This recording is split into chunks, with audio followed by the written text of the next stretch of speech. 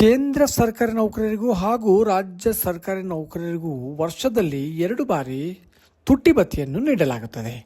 ಮೊದಲನೇ ತುಟ್ಟಿ ಭತ್ಯೆ ಜನವರಿ 1ರಿಂದ ಹಾಗೂ ಎರಡನೇ ತುಟ್ಟಿ ಭತ್ಯೆಯನ್ನು ಜುಲೈ 1ರಿಂದ ನೀಡಲಾಗುತ್ತದೆ.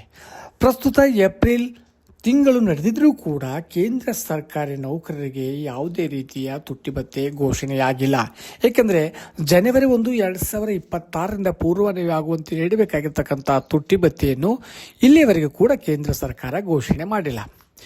ಸಾಮಾನ್ಯವಾಗಿ ಮಾರ್ಚ್ ತಿಂಗಳ ಕೊನೆಯಲ್ಲೇ ಈ ಒಂದು ತುಟ್ಟಿ ಭತ್ಯೆಯನ್ನು ಜನವರಿ 1ರಿಂದ ಪೂರ್ವಾನ್ವಯವಾಗುವಂತೆ ನೀಡಲಾಗುತ್ತದೆ. ಆದರೆ ಪ್ರಸ್ತುತ 8ನೇ ವೇತನ ಆಯೋಗದ ರಚನೆಯಲ್ಲಿರುವುದರಿಂದ ಹೊಸ ವೇತನ ರಚನೆಗೆ ಅನುಗುಣವಾಗಿ DA ಹೊಂದಾಣಿಕೆ ಮಾಡಲು ಆಡಳಿತಾತ್ಮಕವಾಗಿ ಹೆಚ್ಚಿನ ಸಮಯ ಬೇಕಾಗಿದೆ. ಆ ನಿಟ್ಟಿನಲ್ಲಿ ಕೇಂದ್ರ ಸರ್ಕಾರವು ಇನ್ನೂವರೆಗೆ ಕೂಡ ಯಾವುದೇ ರೀತಿಯ ತುಟ್ಟಿ ಭತ್ಯೆಯನ್ನು ಹೆಚ್ಚಳ ಮಾಡಿಲ್ಲ.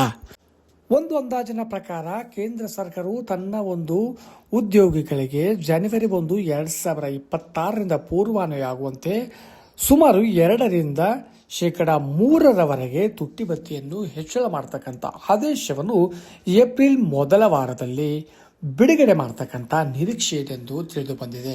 ಏಕೆಂದರೆ ಇದಕ್ಕೆ ಸಚಿವ ಸಂಪುಟ ಸಭೆಯಲ್ಲಿ ಅನುಮೋದನೆಯನ್ನು ಪಡೆದ ನಂತರ ಕೇಂದ್ರ ಸರ್ಕಾರಿ ನೌಕರರಿಗೆ ಇದಕ್ಕೆ ಸಂಬಂಧಪಟ್ಟಿರ್ತಕ್ಕಂಥ ಒಂದು ಆದೇಶ ಲಭ್ಯವಾಗತಕ್ಕಂಥ ನಿರೀಕ್ಷೆ ಇದೆ. ಆ ನಿಟ್ಟಿನಲ್ಲಿ ಕೇಂದ್ರ ಸರ್ಕಾರಿ ನೌಕರರಿಗೆ ತುಟ್ಟಿ ಭತ್ಯೆ ಬಿಡುಗಡೆಯಾದ ನಂತರ ಕರ್ನಾಟಕ ರಾಜ್ಯ ಸರ್ಕಾರಿ ನೌಕರರ ಸಂಘವು ಕೂಡ ಆ ಆದೇಶ ಪ್ರತಿಯೊಂದಿಗೆ ರಾಜ್ಯ ಸರ್ಕಾರಿ ನೌಕರಿಗೆ ಕೂಡ ತುಟ್ಟಿ ಭತ್ಯೆ ಹೆಚ್ಚಳ ಮಾಡುವ ಸಂಬಂಧ ಆಗ್ರಹಿಸಲಿದೆ.